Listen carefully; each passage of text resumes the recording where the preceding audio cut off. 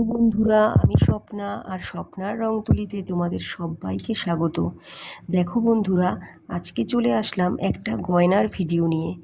সামনেই পুজো আসছে, তাই ভাবলাম শাড়ির সাথে পরার জন্য দুটো কানের সমেত একটা গলার সেট তৈরি করি। তো সেই ভাবনা মতো মোল্ডেড ক্লে দিয়ে পদ্ম ফুলের শেপ করে একটা লকেট তৈরি করলাম, আর লকেটের সাথে ম্যাচ করে দুটো কানেরও তৈরি করলাম এবং গোলাপি রঙের শিফন সুতোটাকে আঠা দিয়ে পেঁচিয়ে পদ্ম ফুলের লকেটটা লাগিয়ে তৈরি করলাম পদ্ম ফুল গলার সেট।